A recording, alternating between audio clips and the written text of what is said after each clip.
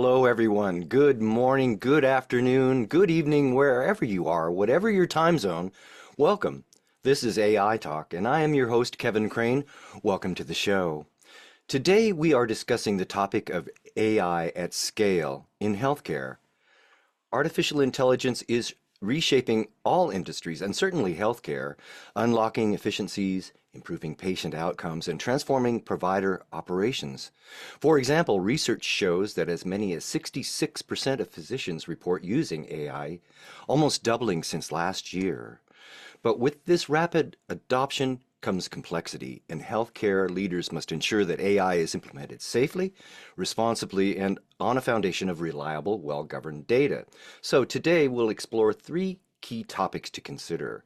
First, we'll look at where generative AI enables healthcare providers to deliver efficiencies and benefits.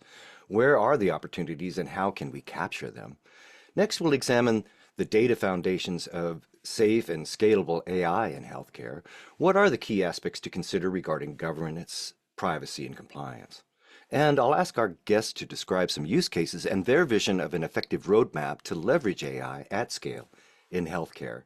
So we're going to dive in just a moment, but first I want to say thank you to everyone attending today.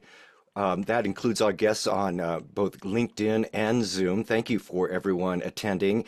During today's discussion, we'd like to hear from you too. So I'd like to encourage everyone attending today to participate. Join in with your comments in the chat section. And if you have a question along the way, just jump on in. I will attempt to get some of your questions and comments into the flow of the show, and we'll have a few minutes also at the end for your questions. All right, let's jump on in with our great panel of guests today, starting with Rahul Sharma, Principal Architect at NetApp. Rahul, are you with us? I am. Thank you. Thanks for having me, Kevin, today. Where are Nice you calling to. in from, Rahul? I'm based in London, just the northwest of London. The grey and shady day, another one of the days we are used to. So I'm very excited to be here with the rest of the panelists, and thanks for having us. Thank you, Rahul. It's great to have you. Also joining us today is Anjum Ahmed, Chief Medical Officer and Global Director of Enterprise Imaging and AI at AGFA Healthcare. Anjum, are you with us? I am with you, and I'm very happy to be here as part of this panel and very timely conversation that you have scheduled. Where are you calling in from, Anjum? I'm here in Toronto, Canada. Wonderful, Toronto. Well, thank you so much for being with us. And also with us today is Ravi Anam Raju. Ravi is Senior Director of Product Management of Oncology and Neurology at GE Healthcare. Ravi, where are you calling in from today? Hi, Kevin. I'm calling in from Bangalore, India. Thank you. Wonderful. Well, it is great to have you with us, Ravi and Anjum and Raul. Welcome aboard. I'm looking forward to our discussion today, but first I'd like to direct our attention to an article published recently by Business Insider. It talks about how Google recently reversed a policy that would have required their employees to use an AI-powered health benefits tool in order to receive coverage. The original guidance told staff that they must give access to the tool's data sharing feature in order to participate. This prompted an internal backlash over privacy and coercion. After employees protested, Google clarified that the use of the AI tool is voluntary and that opting out will not affect benefits enrollment. I'm wondering what the panel thinks about this article and what it means. Raul, what do you thought? What are your thoughts on the article? Oh, if I can unmute. Yeah, so I think that's a common theme we're seeing. We know adoption of generative AI is on the rise across all verticals, and we start to see the big benefit it brings to the healthcare segment.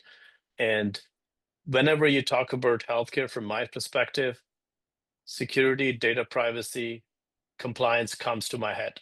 I would make sure whenever I'm dealing with my personal sensitive data, who's got access to that data and how that data can be used is the top of the mind items for me. So I think that's probably one of the things to follow. From a consumer's point of view, we acting as a consumer of that service, we are concerned and rightly concerned because we want to have full visibility, full understanding of what's happening to the data. So Yeah, Mhm. I kind of I've read few of this such articles. That's highlighted to an internal app, but there are a few others, using generative AI for code generation, using generative AI for other use cases in healthcare. It's definitely raising eyebrows. But we're here to talk on kind of what are the right things to do, what are the challenges we see from market, from customers, and yeah, happy to pass it on Mm. for others to comment. Now, Anjum, the big thrust of this article is that it prompted an internal backlash over privacy and even coercion. What are your thoughts on the article? Yeah, I think it goes back to the core idea, when it comes to AI, is how do you bring sense and sensibility to AI?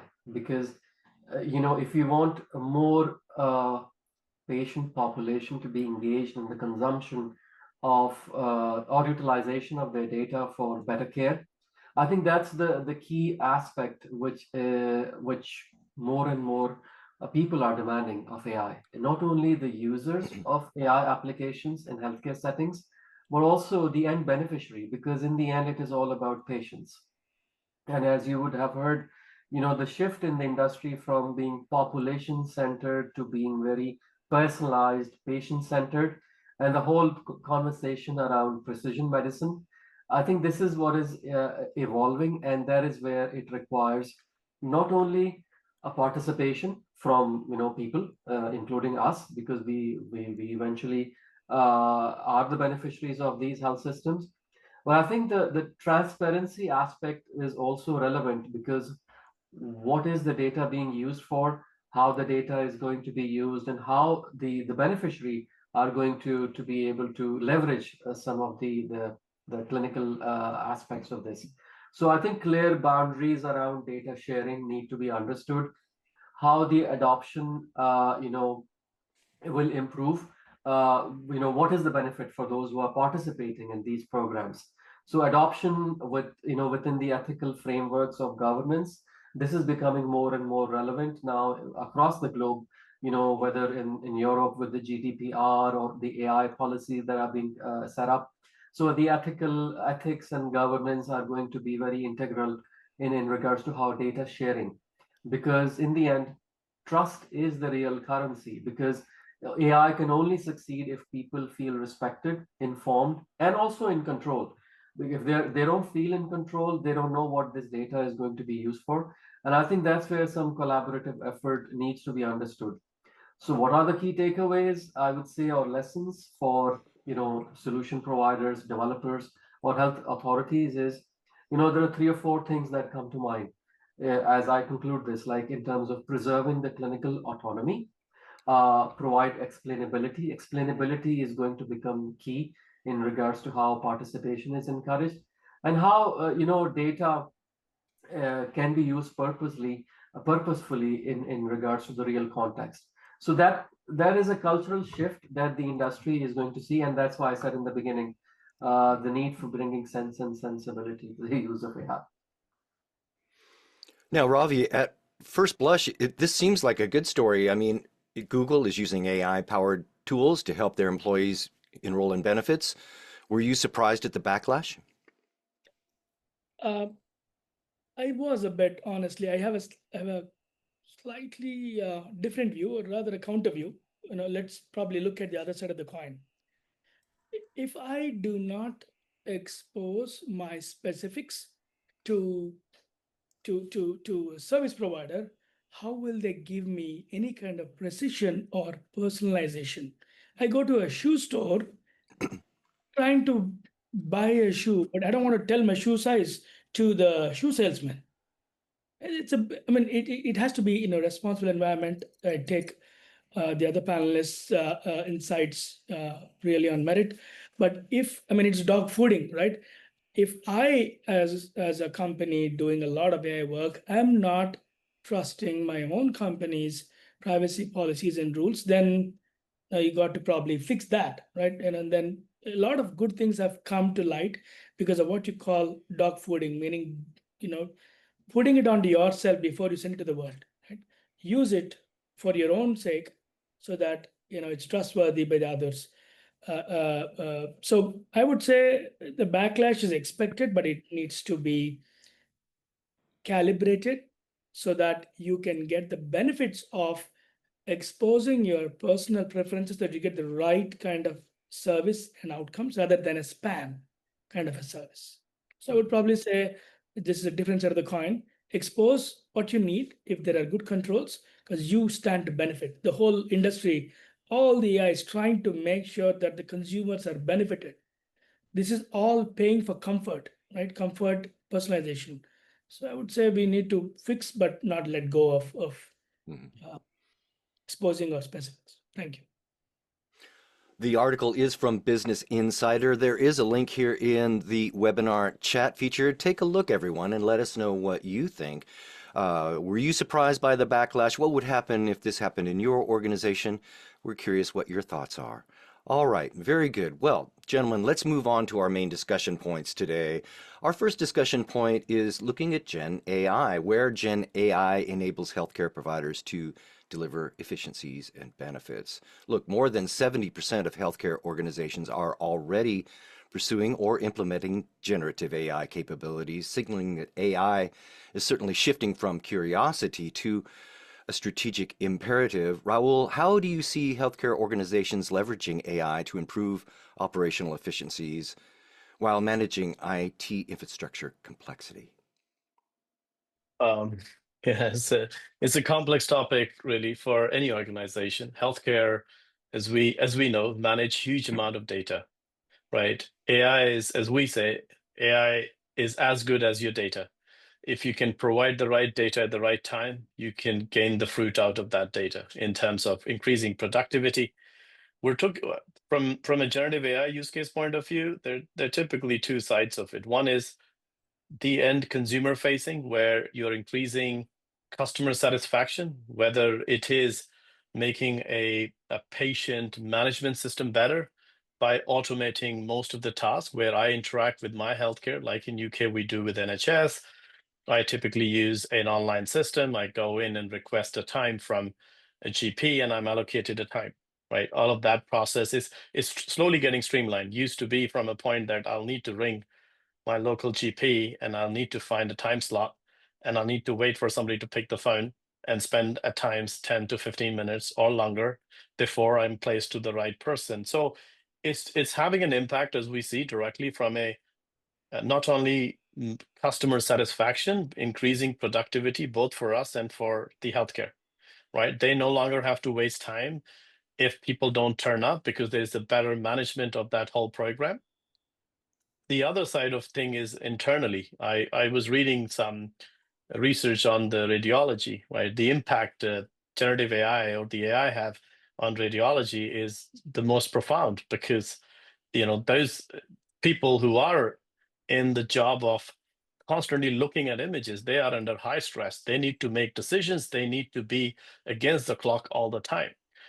And generative AI and more specifically AI in that space is helping big time, and it lands into somewhere the top right quadrant where it has the most profound effect on both increasing the productivity by reducing the error, because that part is taken care by AI, and secondly, also reducing the impact it has on the individuals, which are radiologists, who are under immense pressure to deliver right response. Again, probably again, Ravi and Dr. Ranjan have more better insight to it. I work with my customers. I talk about my experience. So as I said, we spend a lot of time with our customers who use our technologies to drive better decisions and better outcome for their customers. And also as a consumer, I look at that as a direct impact for me. Now, I want to get to Anjum and Ravi here in a second, Rahul, but you were mentioning radiology. My wife is a clinician. We talk about the use of AI. The concern among some Yeah. clinicians is the content itself and the Yeah. trustworthiness of the content itself. What do you say to clinicians Yeah. that may be fearful of AI in terms of the content and the trustworthiness of the information? So yeah, I think there is a period of time we are currently going through that time where, right, as I said, your decision making is as good as your data. and data could be biased if I've not trained my data set against a large variety of data from different backgrounds, from different, I would say, geolocations. I might be creating a bias. So one kind of response to that would be data bias can cause hallucination, which is basically one of the bigger challenge with AI faces, is coming up with a response which you might think is right because that's what the AI application thinks is right.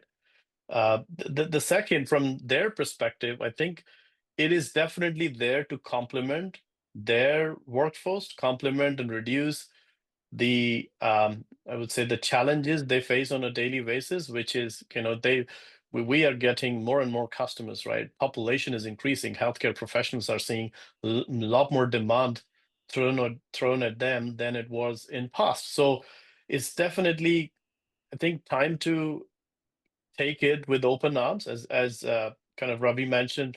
Flipping on the other side of the coin, AI is there to help us. Yes, there are some challenges to overcome, but we need to work with it. And that's why kind of human feedback in those AI models, when we are training them, comes at big time, because we're helping those models to get better, and they can only get better once we provide those feedback with human in the loop, by telling them whether they're right or wrong, or enhancing their productivity by giving feedback to those operations. Now, Anshum, you are a chief medical officer. From a clinical perspective, where have you seen generative AI deliver the most tangible benefits or improvements in patient care? We need to, and I absolutely agree with Rahul because he gave a very relevant example of the adoption in radiology, because it touches upon an important aspect of digital transformation that medical imaging has brought. Now, when it comes to generative AI, I'll talk about AI overall because generative AI is one technology enabler, right? So I consider generative AI as a force multiplier because you need to look at it into three perspectives in terms of care delivery. There is the clinical care, there is operations, and there is patient engagement. These all constitute how care is being delivered and facilitated to populations. Now, when it comes to the first aspect, which is improving clinical efficiency or workflows, we have seen already, as I mentioned, radiology, Rahul brought this up as well. Do you know there are more than 1,240 FDA cleared algorithms today in imaging? Out of those 1,248, 80% of those regulatory cleared algorithms are in radiology. So there you go. All these 80% in radiology and the remaining 5% cardiology, 4 or 5 in digital pathology and all. So radiology has given us a lot of key takeaways and learning lessons in terms of how AI or generative AI is bringing about that relevance and improvement in clinical workflows. For example, faster documentation. This was something that was of a headache because, in terms of all these findings that, radiologists or diagnostic imaging specialists see in an image, how to translate those into a meaningful report or evidence-based report. That's where the power of generative AI in creating draft automated reports with these visual findings, into a context, that becomes very relevant. The other important aspect, which relating to the clinical workflows, is triage and workflow orchestration. Because if a site does 5,000 X-rays every day, and they have only a limited number of capacity with radiologists and reading physicians, that means AI needs to play its role where it's able to triage based on certain abnormality and findings, and able to distribute those cases or exams to a certain group of clinical users. So that's where it is providing very profound value. Then there is the decision support, right? Contextual awareness in terms of, yes, you have done an imaging study, but imaging or radiology study is not the only aspect of patient care. There may be lab results, there may be electronic health record relevant information, and the ability to synthesize that information and present that in a meaningful clinical context is where the power of generative AI comes in bringing that contextual awareness. The other aspect I spoke about, from a clinical perspective, there are academic luminary hospital sites that do a lot of research, and being able to generate relevant imaging studies based on rare findings or these image objects. That also helps with the relevancy in relation to teaching, education, and also helping resident trainees to be able to adopt these technologies or even challenge some of these technologies. The other aspect I spoke about was the operational administrative efficiencies in terms of scheduling, resource optimization, streamlined communication of results, kind of generating those summaries. The third aspect I mentioned was more about a quality of care in terms of improving diagnostic quality, protocol guidance and support to diagnostic, physicians or radiologists in terms of how right protocol needs to be selected based on these findings. That saves a lot of time, especially in cases where patient comes with a polytrauma and they're doing multiple studies or scans. So that's where AI, generative AI, kind of brings that clinical context to supporting these clinical decision making tools. The other one, as I said, patient engagement. Patient engagement is the key, and that was also the context of our first conversation, because patients need to be empowered and patients need to understand also what is going on with their health. Today, a patient receives three types of reports: a radiology report, if they go to a hospital, maybe a lab report as well. And then they have to go with the histopathology lab results, and they have to go to the referring physician to make sense out of that report. And even referring physician also need guidance with these patient-friendly summaries. And that's where the context of generative AI is being discussed as well, that how generative AI can help generate these patient-friendly summaries so that this can also improve compliance, not only with patient follow-up, but also for physicians as well who are helping these patients. Mhm.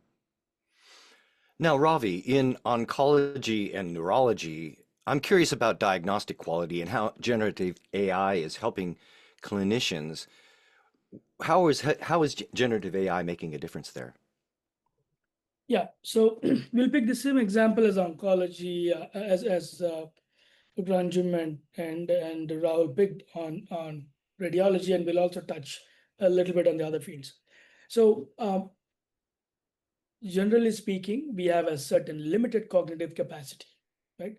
There is a well-researched paper that says that humans cannot process a problem which has more than 4 variables, a complex problem with more than 4 variables or 5 at best, right?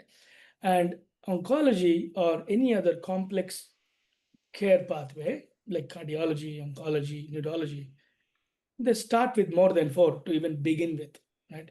You need to understand various dimensions of the patient's diagnostic data. You will need to put them together. As a clinician, I need to understand if my radiology results are telling me something, my pathology results are telling me something, my labs are telling me something, and my comorbidities, which I have, which are pre-existing, what are they telling me? What are my molecular results telling me?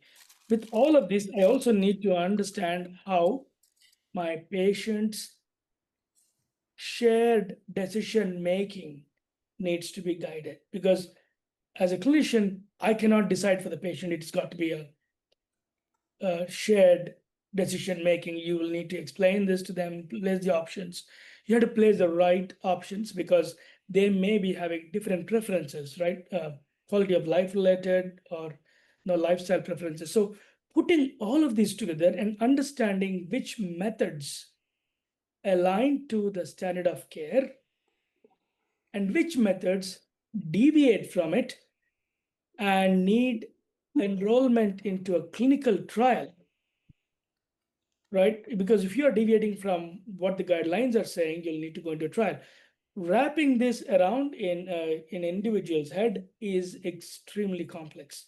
So Gen AI has been, in many examples, bringing together these aspects of the critical aspects or data elements of the patient to the front, connecting it to what are the contextual clinical trials that are available for that patient, what are the potential cohorts looking like. I mean, I need to know whether my drug or my treatment strategy is going to yield an outcome. In days where you have Uber telling you exactly when it's going to arrive and when you're going to reach your destination, folks will obviously expect the same from healthcare, from clinicians. So therefore, bringing these pieces together and helping the clinician who can in turn help the patient with these pieces on a single pane of glass, right? What's my radiology report saying? What are key elements from it for this patient at this time, right? Contextualizing to the current patient stage. Is the patient in diagnostic phase? Are they on treatment? You're looking for treatment response, bringing them together, connecting them to guidelines, to clinical trials, to cohort behaviors. I want to make sure my patient goes into a cohort of patients who are on a similar trajectory so that I know what to expect, right? So those, I think it's really making a difference there. And one con, I would probably give it back to Mike, back to you. This is a technology-driven innovation, not a market-driven innovation, right? One fine day, we all woke up with something like ChatGPT or a strong hammer, and we're finding nails to hit it with, right?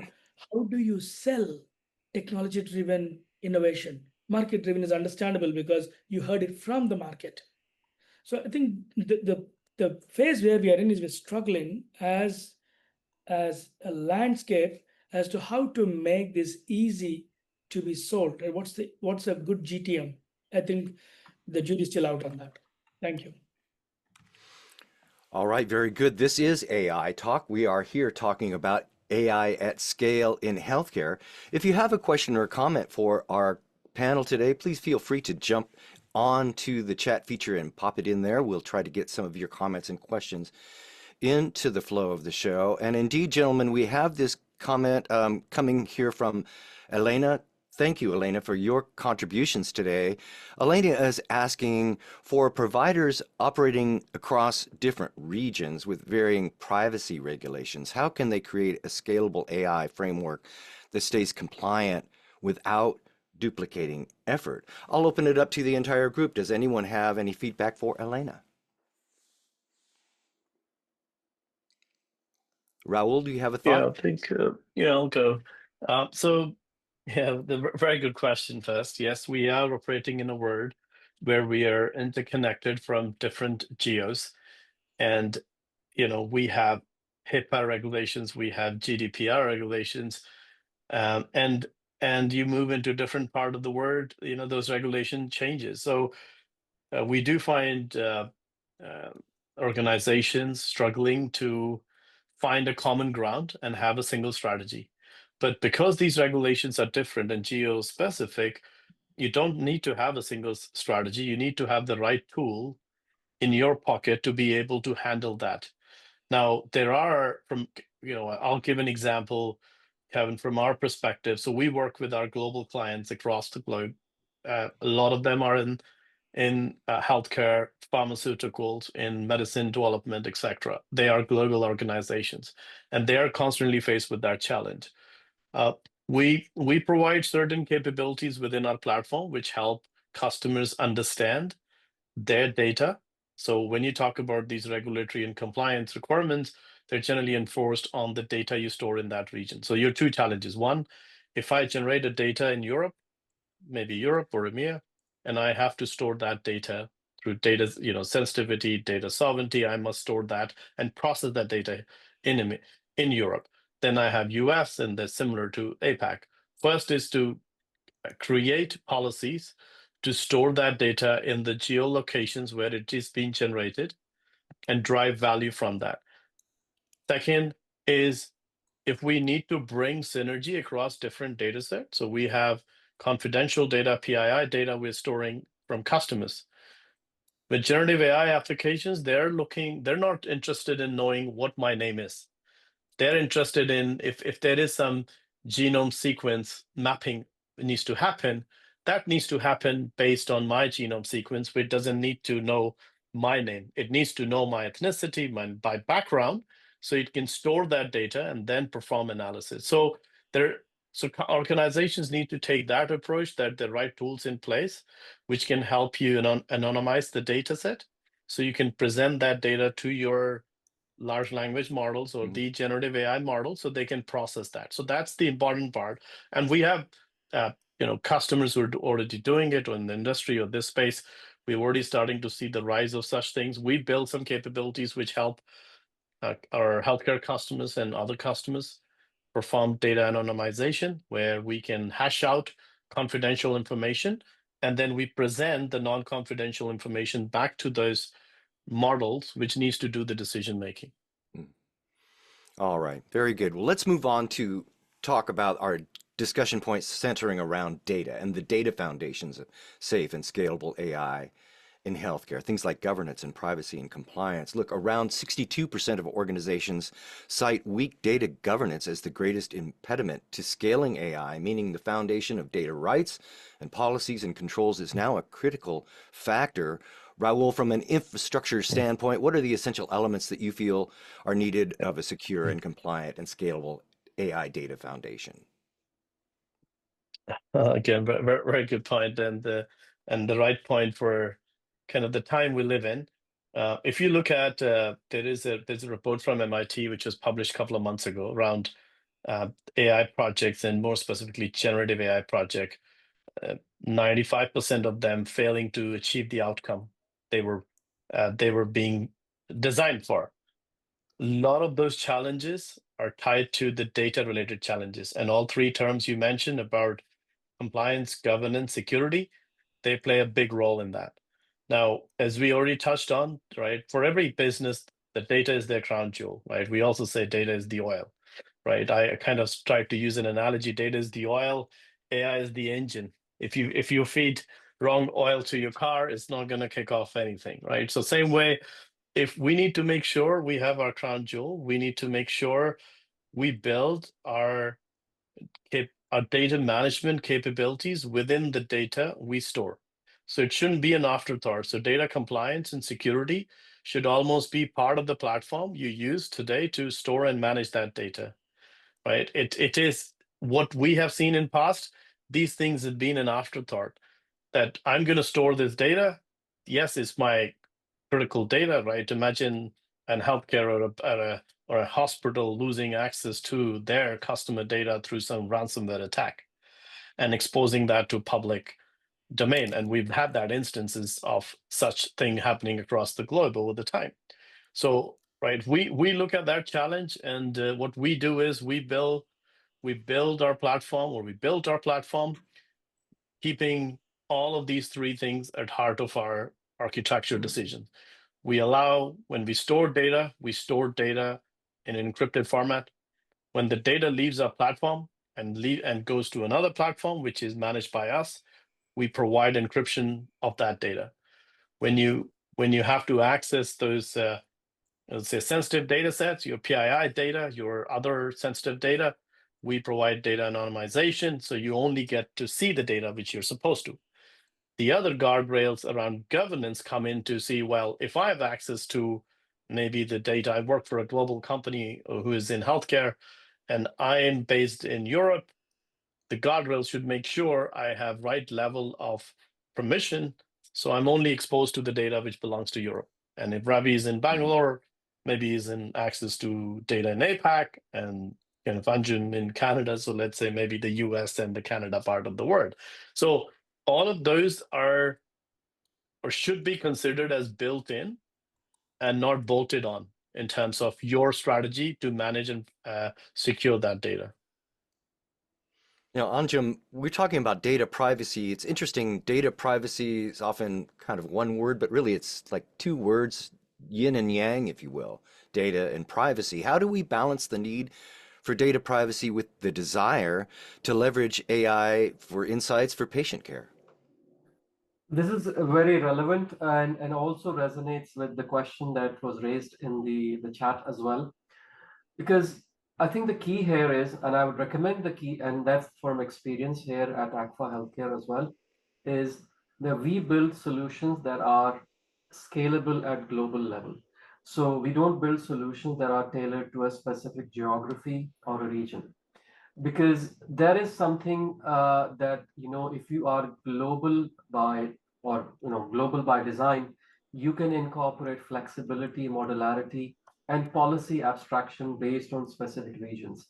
So building a single enterprise AI governance model that includes standardization of data, common consent models, or unified risk assessment models, it helps unify the solution strategy that is global, that is value centered, and also scalable into those specific regional aspects in terms of policy and governance.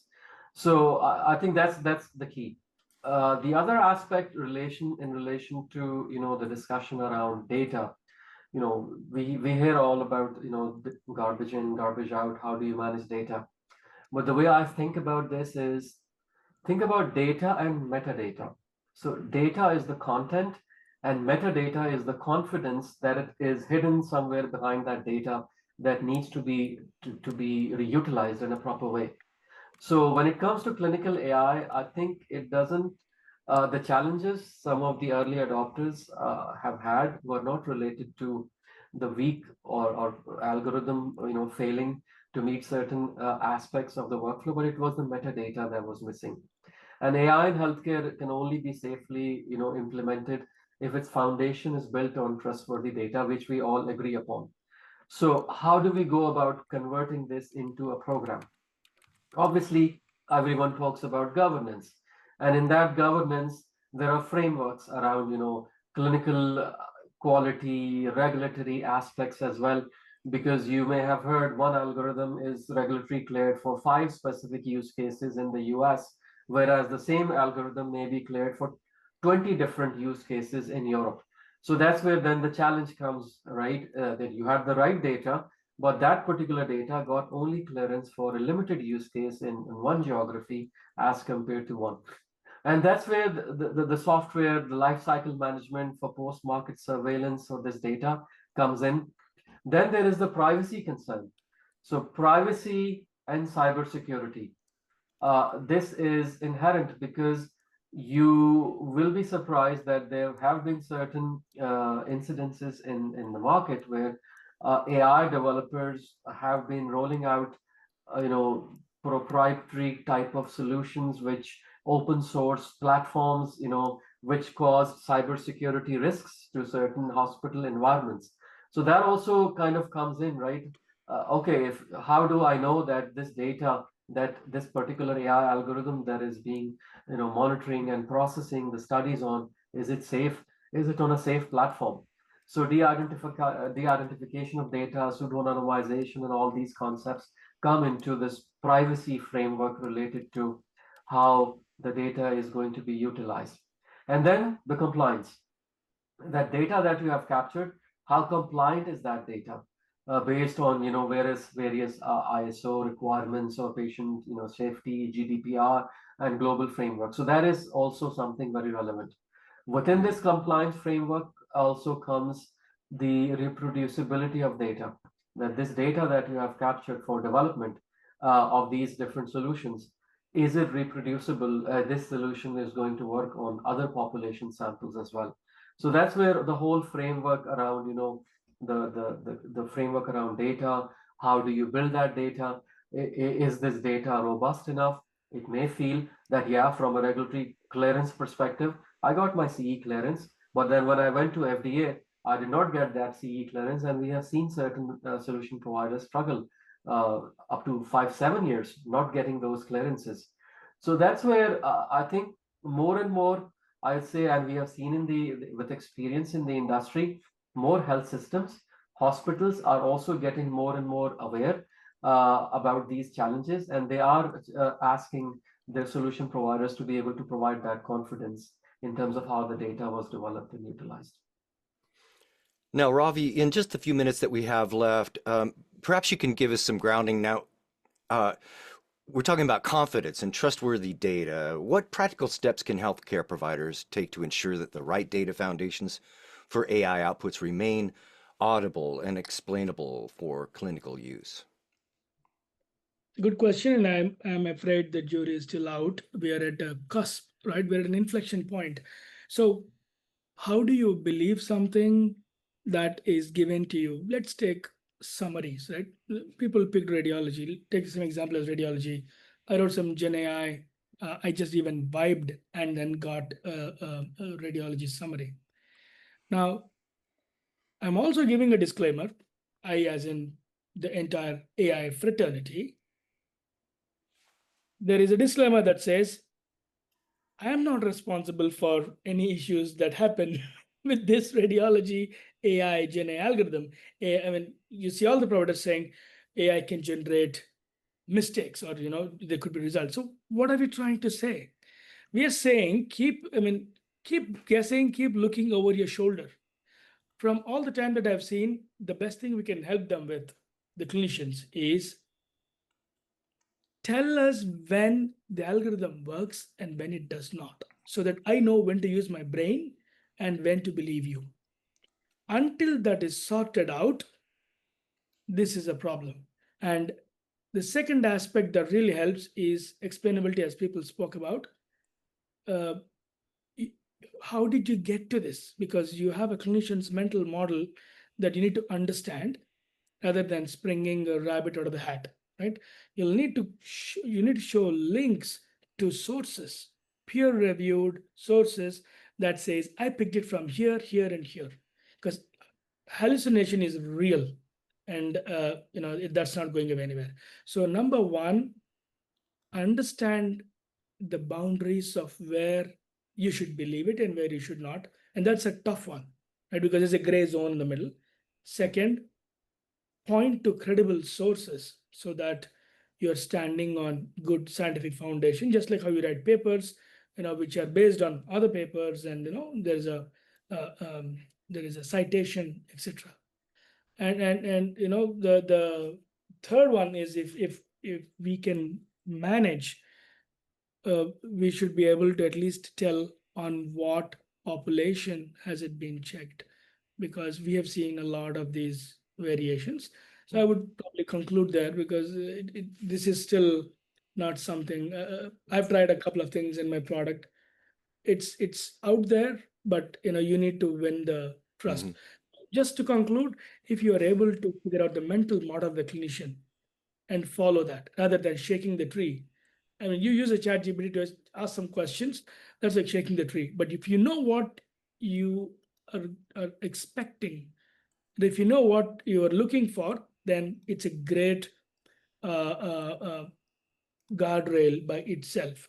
You need to use the existing knowledge as a bounding box and then stay within it. And that's where we try to represent that digitally, the disease digitally, so that you stay with it. Thank you. All right, Ravi, Anjum, Rahul, we're just about out of time, but we have one last question coming in from Andrew. Andrew is asking, is data interoperability a major hurdle in AI healthcare development, such as different formats, different standards, different problems with record linkage, and so forth? Rahul, do you have a thought real quick for Andrew? Well, yes, it's a good question, Andrew. So we do see that as a challenge as well. Data is siloed in the world of healthcare. We've got data getting generated from machines, scans.